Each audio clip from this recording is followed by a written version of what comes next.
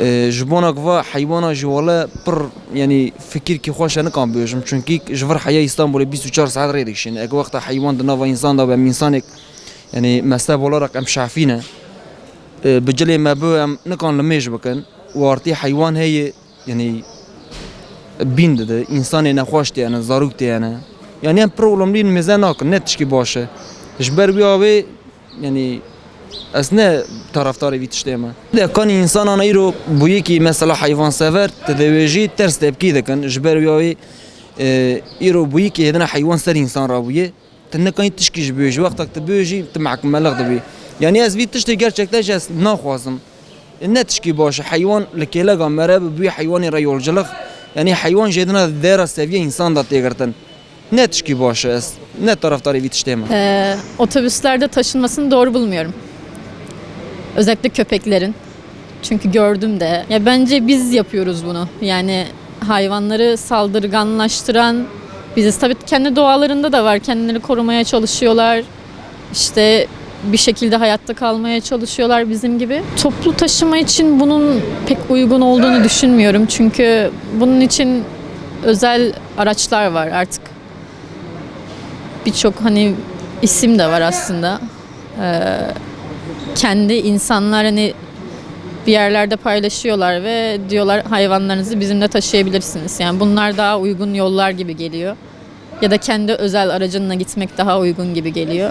Tabii insanların görüşü de önemli. Yani kimse bir köpekle seyahat etmek istemeyebilir yani. يكجي ريا محترمة در حق حيوانه ده يكجي ريا غير محترمة ريا محترم وقت چیه وقت حيوان كتي استعمال كرن وتي خوارن كو كفوك وانا مثلا تي خوارن مركش تي خوارن يالنس حيوان غير محترم اوج دبا قسم يكجي تي استعمال كرن يكجي قاشخو معرفة عمل لكن حيوان كتي استعمال كرن غير محترم بي وقت بالسيكا ووقت اشترى ببيجم حيوانك الدنيا جهنة بنزري وانن قوشتي وانا يخوارن لاستعماله وان حلاله كوچك جيتي استعمال كرن اما استعماله كوچك دنا بين انسان دننا لبالي لقندايا لبال شبانه لبال قافانه دجي اسادة استعمال كرن psikse dene mala da istimal kırın.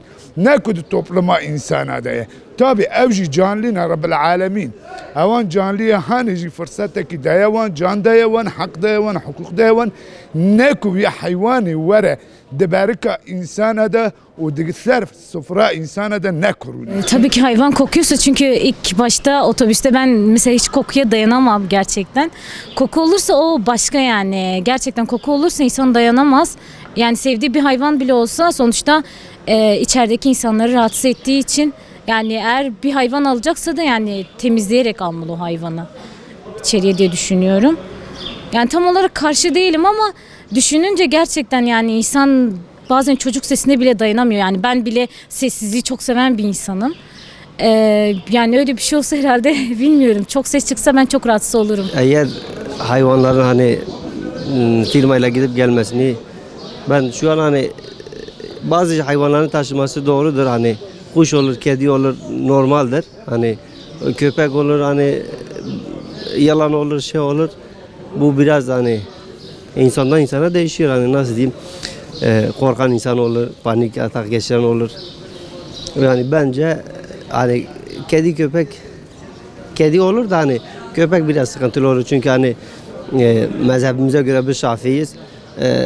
Köpek namaza engeldir hani dokunduğun zaman. Hani kedi olur, kuş olur bunların nakliyesi falan sıkıntı olmaz. Tavşan olur hani bunlarda bir sıkıntı olmaz. Hani biraz daha hayvanlar büyüdüğü zaman tehlikeli olduğu zaman sıkıntı olur benim hani düşüncem bu. Özel bir bölüm yapılırsa hani araçlarda hani önlemi alınırsa olabilir hani yolcuya sıkıntı vermeyecek çünkü hani nereden bakarsan buradan Adana'ya gitsen 8 saat yoldur. Hani 8 saat boyunca da insan ayakta duramaz. Yani insanı rahatsız etmeyecek bir hayvan olursa hani adam uyuyacak yolda. onu rahatsız etmeyecek bir hayvan olursa sıkıntı değil yolda. Otobüslerde sınırlandırma olmak şartıyla ve de ayrı bir yer olmak zorunda. Müşterilere hiçbir zaman da şikayette söz konusu olmayacaktır tabii ki.